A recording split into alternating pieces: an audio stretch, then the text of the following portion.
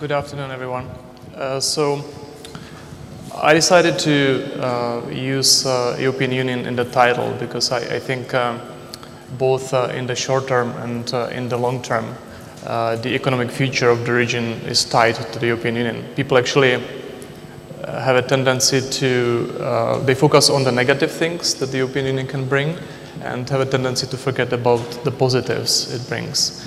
So I'll try to bring it up in the context of the economic outlook. I'm obliged to show you this chart. I'm actually working for Moody's Analytics, not Moody's Investor Services. The only purpose of this chart is to let you know that I have nothing to do with ratings. If you are curious about downgrades or upgrades, I cannot comment on that.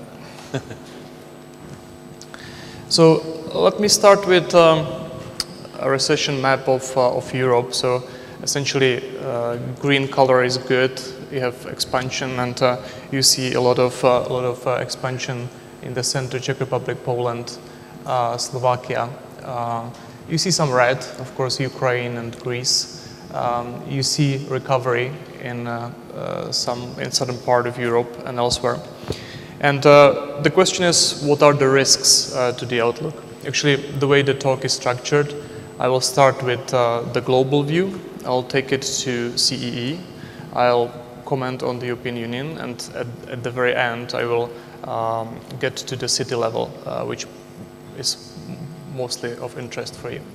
So what are the big global threats? So of course, we have the slowdown of emerging markets. This would be China, Brazil.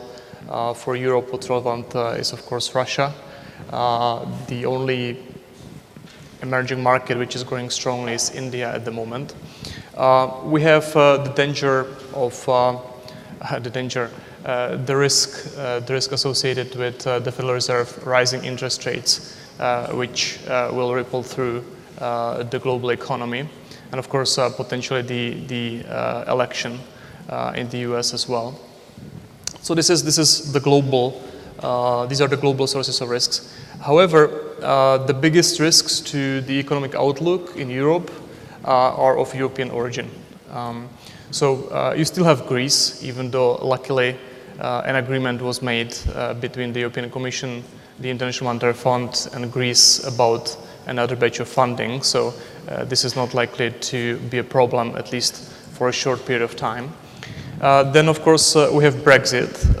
I come from London. It's a hotly discussed topic over there, and it's related to immigration to a large extent. And the immigration is one of the risks in the sense that it can make the European economies to close up. It can make them to move away from the whole concept of the European Union, and this would be costly. So in that sense, immigration is potentially a problem. It's also an opportunity. I'll talk about it in some detail.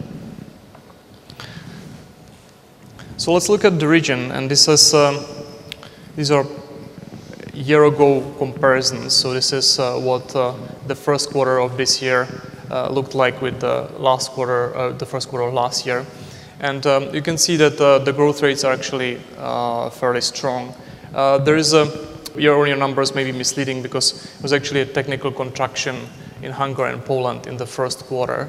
And there was a contraction in the fourth quarter of 2015 in the Czech Republic, even though the overall growth in the Czech Republic was some 4.3% of GDP, which is very strong and very healthy, right? But it's a bit of a roller coaster. And even though the outlook is fairly healthy, there are a lot of those risks that can affect it negatively. And obviously, the outlook of Central Europe, specifically for countries like the Czech Republic, Slovakia, and Hungary, to a lesser extent Poland, because Poland has a strong domestic demand, is linked to Germany. If you actually look at German exports, they are highly correlated with GDPs of countries like the Czech Republic, Slovakia, and Hungary, mainly because of the automotive industry, obviously. So this is the niche of the region, and it brings actually when Germany is doing well, Central and Eastern Europe tends to do well, which is what has been happening. Of course, the outlook for the Eurozone is not that rosy. It's been growing some 1.5% a year. It's likely to grow this way in the foreseeable future. So we have the period of very low interest rates. And we have a period of very low investment. And I'll come back to this actually a little bit later. It was discussed here earlier in the context of cities' investment in infrastructure. So private investment in general is very low, and this is accompanied by fiscal consolidation process in many countries, which is contributing to the problem rather than solving it. So that being said, the growth seems to be healthy at the moment. Now, there's been some volatility, and again, this brings us to some of the big issues. So this is the exchange rate, obviously. So zloty follows a bit of a political cycle as well. So does the Hungarian forint. There are some economic issues. The Czech National Bank actually engages in FX interventions, and the idea is to keep the value of the currency relatively low. And you can see that it has been stable.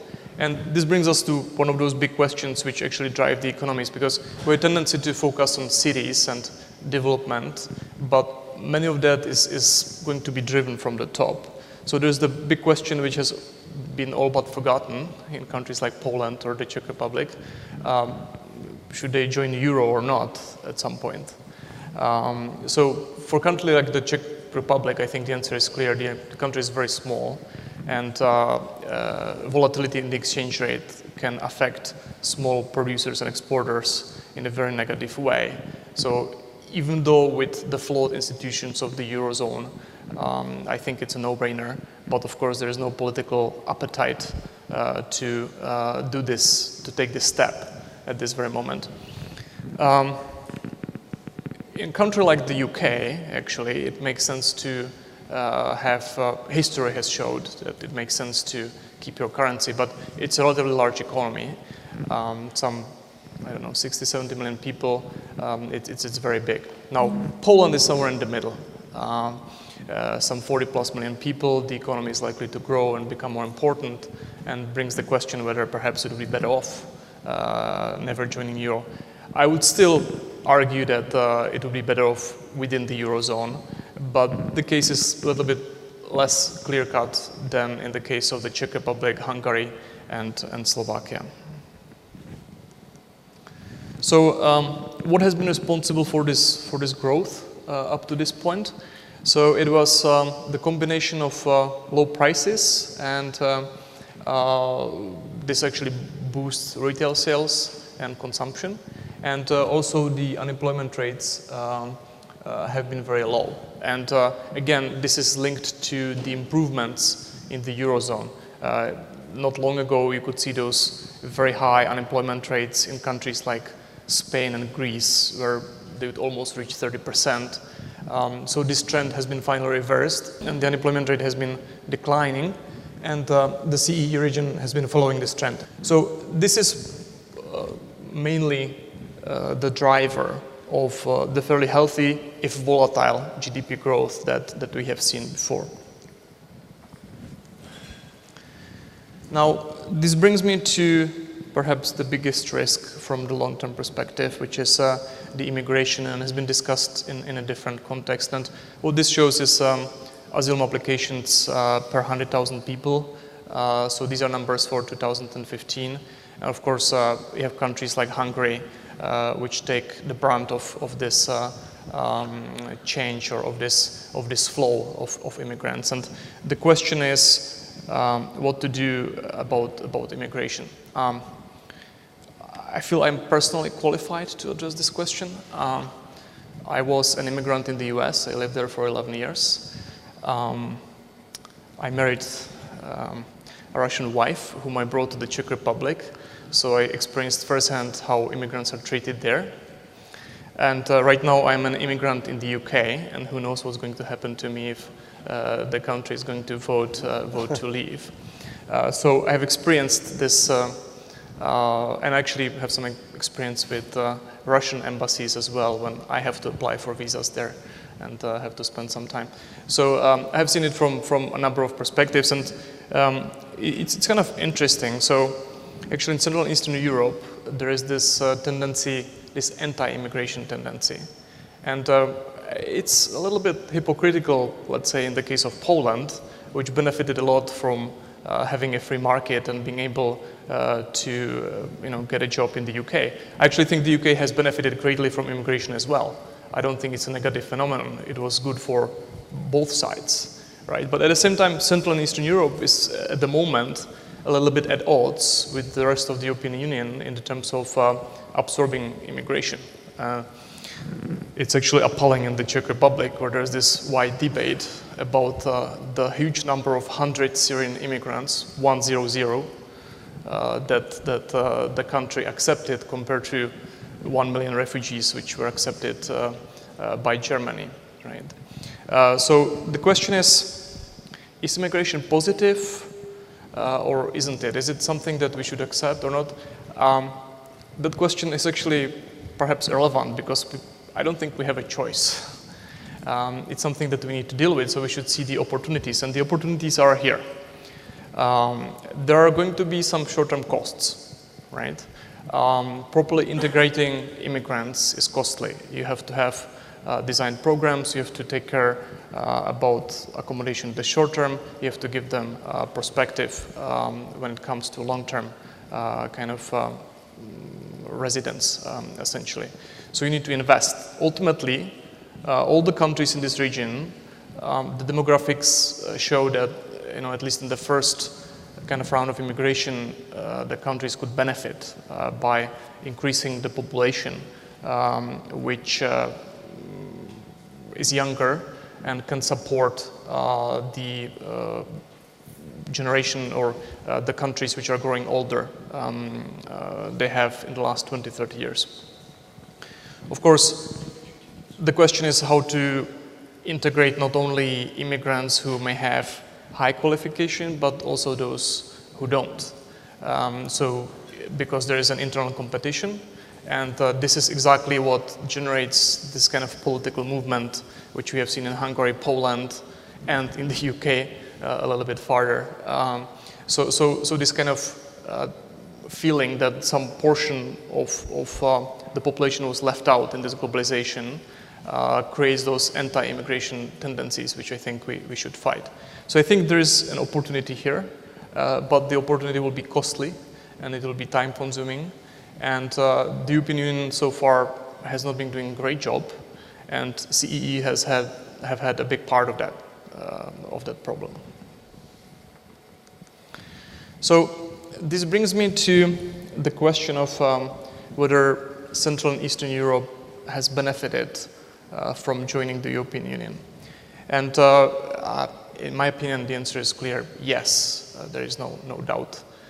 Again, this anecdotal evidence, people in the Czech Republic are upset that they cannot use the Czech rum because it doesn't meet the standards imposed by the European Union, so we cannot call it rum, and people get upset about that.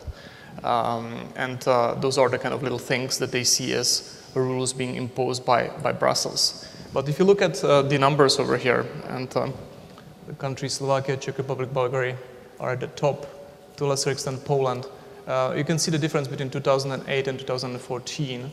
So there is a huge increase in the intra-European Union trend, and that's already some time after they joined. If we had looked at the numbers before that, we would have seen similar benefits, right? So this is just one example, I think, which does show that the countries benefit quite a bit. And they also benefit directly. So these are data at the NUTS 3 regions collected by Eurostat, and we actually have them in our database as well. And these are some of the top cities, top NUTS 3 regions. You can see that a lot of them are Polish and Hungarian. And there's Kalovarski Kraj, which actually gets a lot in terms of thousands of euros per capita in the region. So there's a lot of money flowing from the European Union funds. So there's some redistribution going on, which helps those regions. And if you look at metro areas, which typically they're defined actually by Eurostat. So it's typically a collection of the NUTS-3 regions. And you can see that Poland has been doing quite well here. So out of the top 10, you have 1, 2, 3, 4, 5, 6 Polish places, right? So Poland has really benefited from this redistribution. So did Hungary, obviously. Now, Poland has actually become quite good at utilizing the funds. So the absorption rate is good. This is actually very good because it has become efficient at using the funds before the funds have to be at some point returned. I think for the period of 2007 2013, the funds were allocated and they had to be used by the end of 2015, which actually created a bit of a bump in GDP in some of those countries. And the biggest issue is you don't want to return that money. Some of that money is tied to local investment. So the initial investment actually multiplies. And people don't realize this. Actually, infrastructure is lacking in Central and Eastern Europe still. I'll show you some numbers about that. And effectively using the funds that you receive is important, right? So Poland has been quite good at that, actually. You can see that countries like Romania and Bulgaria, Czech Republic to some extent, have a lower absorption rate. So they are not as good at using the funds that were already allocated to them. But it does show that these regions do benefit from the European Union. Now, in Central and Eastern Europe, there's been this trend which began in the early 2000s. It's kind of they're viewed as a center of reasonably skilled, reasonably cheap labor, right? So one of the things that actually happened was the transition of some of those shared service centers.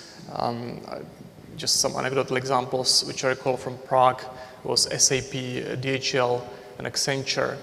So they would actually have those financial centers which would deal with invoices from, let's say, in the UK, and that would be processed in those centers because and they existed in Poland as well, and to some extent in Slovakia and Hungary. So essentially, there was qualified labor force, it was relatively cheap, and it worked very well.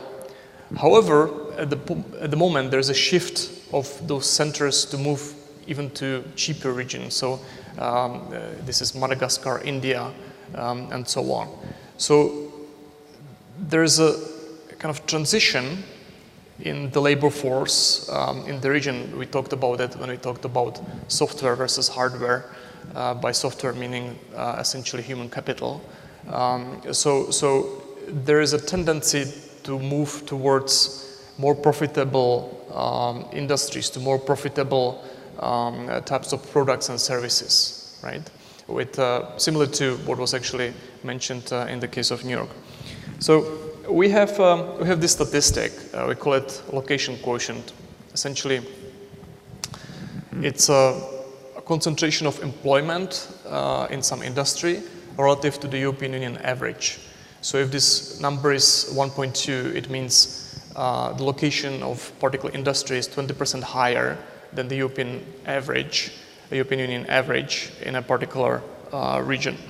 So we see a couple of things. So still, manufacturing is very traditional. So this is not only the cars. Actually, in the case of Plzeň in the Czech Republic, there's a traditional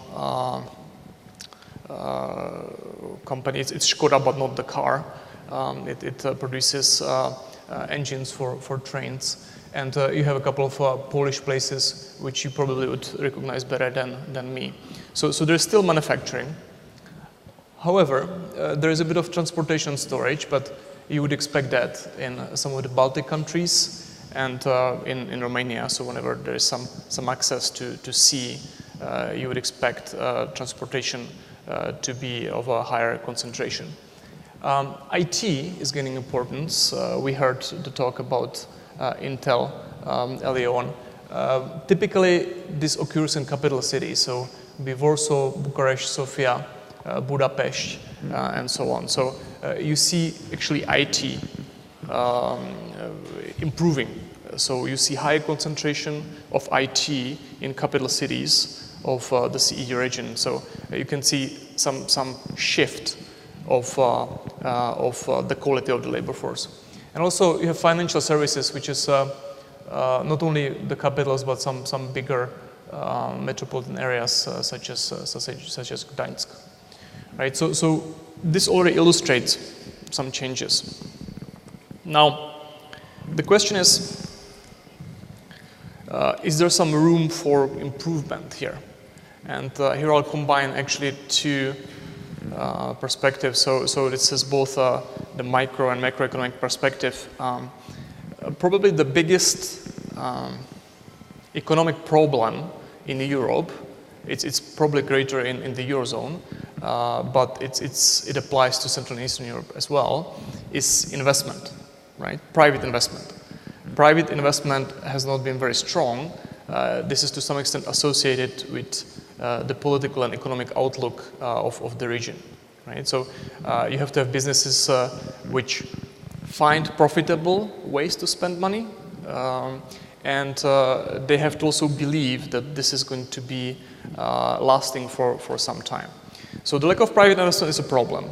Now, the governments have been focused on fiscal consolidation, right? This again started with the Greek debt crisis, and at this stage, in my opinion, fiscal consolidation is just wrong in many cases. There's no other way of putting it.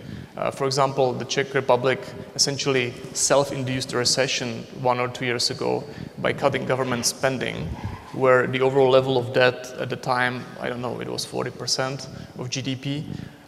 It's a little bit higher now, but the general level of government debt compared to the Eurozone countries is very low in the CEE region, right? Investment is low. Interest rates are low, and what this actually shows you, so this is just one example of this.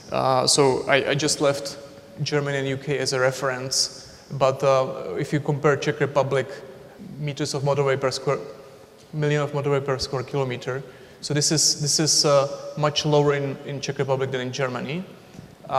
In per capita terms, it's not that bad, but it's actually much lower in Poland as well, right? So this goes to the question of infrastructure, right? So what the governments can do, and this holds both at kind of the federal national level and the city level, they can invest in infrastructure.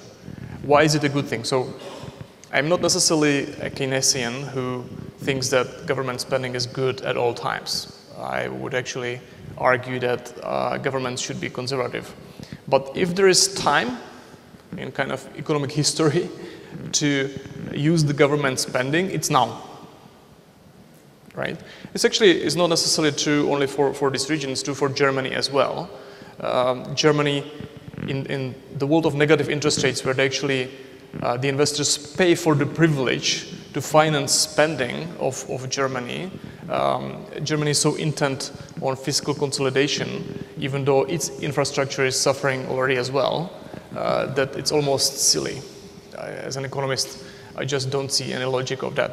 And similarly, this is the case here in the region. So in the short term, there are ways to actually improve the situation. So the region is doing reasonably well. There are some risks, but there are things that the governments can do.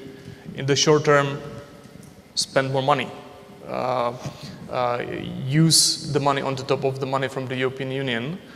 Spend it wisely, but spend the money. Invest in the long term. And from a long-term perspective, of course, is the investment into integration of immigrants, being in general more open, because that's essentially the only way to go and to grow. So I'll conclude on that note. Right.